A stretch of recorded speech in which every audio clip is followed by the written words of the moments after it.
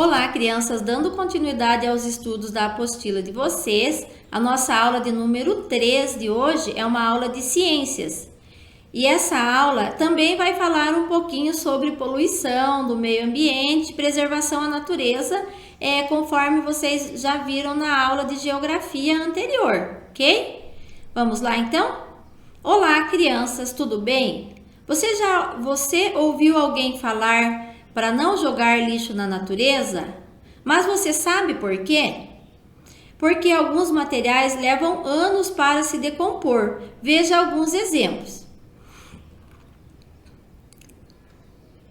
Tempo de decomposição.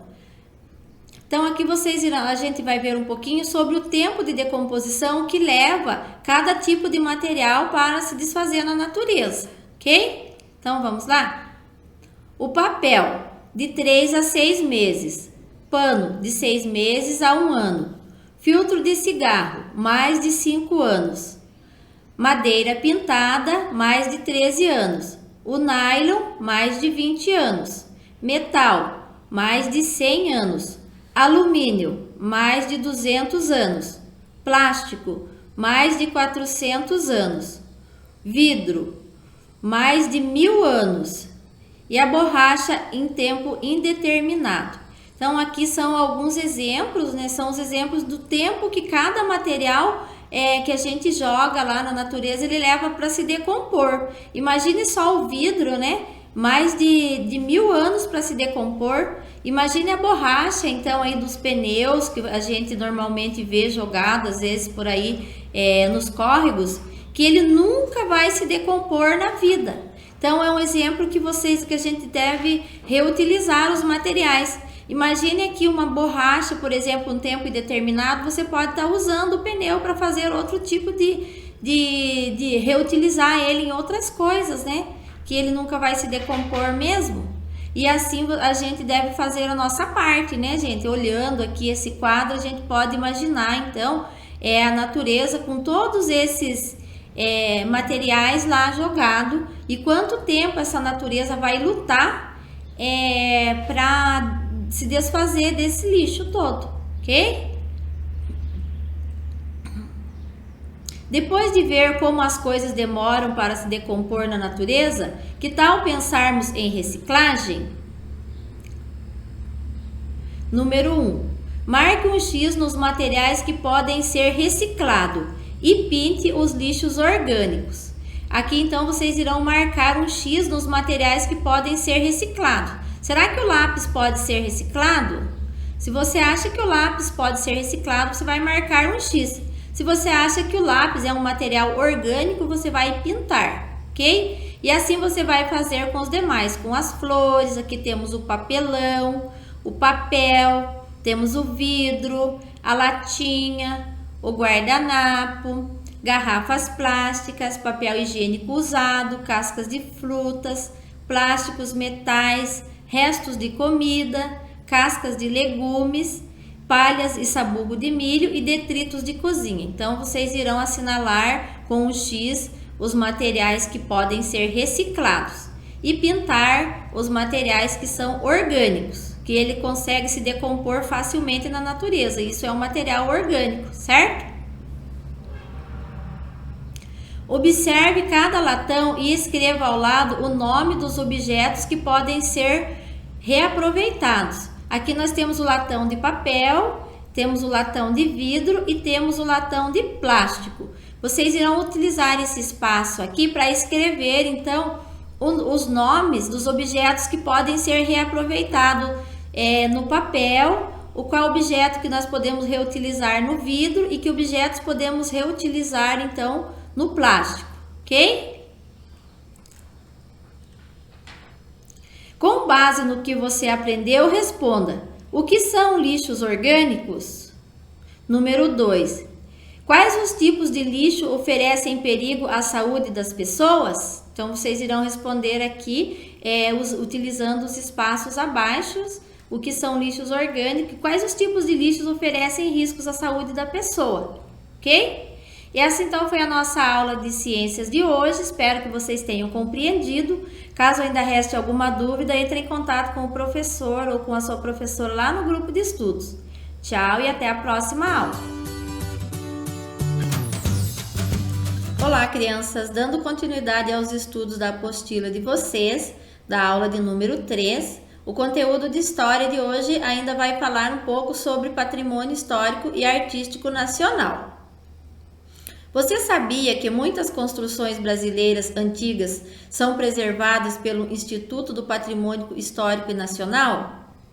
Elas são protegidas por esse instituto como um bem patrimonial, pois retratam parte da história do Brasil. Aqui abaixo vocês podem observar que tem duas imagens. Essa imagem aqui é o Largo da Ordem do Setor Histórico de Curitiba. Ao fundo, a Casa Romário Martins, do século XVIII, uma das construções mais antigas de Curitiba. Então aqui nós temos uma imagem, essa imagem ela é um patrimônio histórico e cultural lá da cidade de Curitiba. Essa outra imagem, ela é da sede do IPAM, em Curitiba. Também é um patrimônio histórico da cidade. Leia abaixo e responda as questões. O tombamento é um ato administrativo realizado pelo poder público com o objetivo de preservar, por intermédio da aplicação de legislação específica, bens de valor histórico, cultural, arquitetônico, ambiental e também valor afetivo para a população, impedindo que venham a ser destruído ou descaracterizado.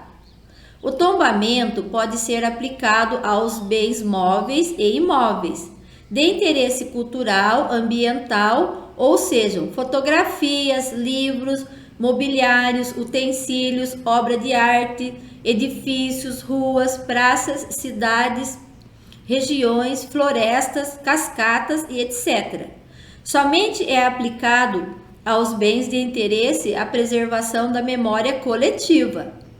Também só pode ser feito pela União, através do IPAM, pelo governo estadual, por meio do instituto pertencente ao Estado e pelas administrações dos municípios, utilizando leis específicas para a legislação federal. Então, aqui esse textinho fala um pouco sobre o que é um patrimônio histórico e como ele pode ser tombado, como um patrimônio histórico de acordo com cada lei que ele está enquadrado, ok? Então aqui fala que cidades, regiões, floresta, cascatas, ruas e muitos outros lugares também podem ser preservados e tombados como um patrimônio histórico do lugar. Número 1. Agora, com base nesse texto, nós vamos resolver as questões. Marque um X na resposta correta. Letra A. Tombamento significa um ato administrativo realizado pelo poder público com o objetivo de preservar ou ato de bens de interesse para a preservação de memória coletiva.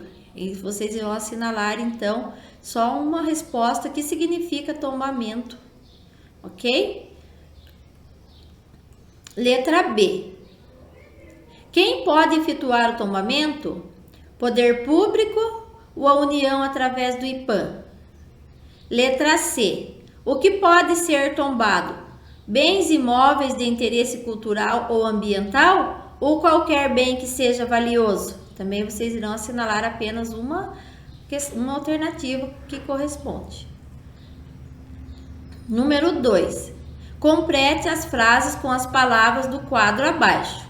Então, aqui nós temos um banco de palavras, cidade, beleza, pontos turísticos, fotos, detalhes antigas, histórias, moradores, Curitiba e lugares.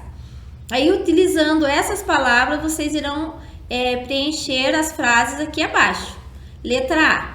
Os são lugares de uma que por seus aspectos de valor são visitados por pessoas de diversos ou pelos próprios aí vocês irão utilizar aqui, né, essas palavras, por exemplo, aqui, os o quê? Os pontos turísticos, né? São lugares de uma o quê? De uma cidade, e assim por diante. Letra B. Quando visitamos construções, descobrimos que não encontramos nas. Também vocês irão utilizar as palavras acima para preencher a frase abaixo. Letra C. Paraná tem como capital a cidade de... Aí vocês irão colocar aqui qual a cidade que é a capital do Paraná. Certo? Número 3. Olha que imagens lindas aqui, gente.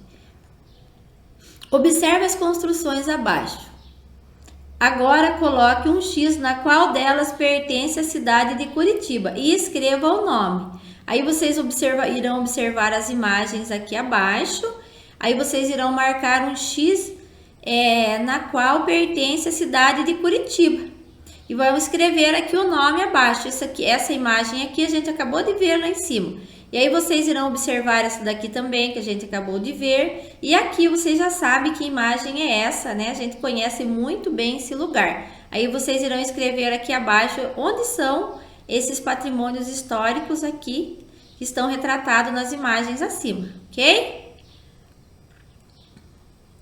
Número 4.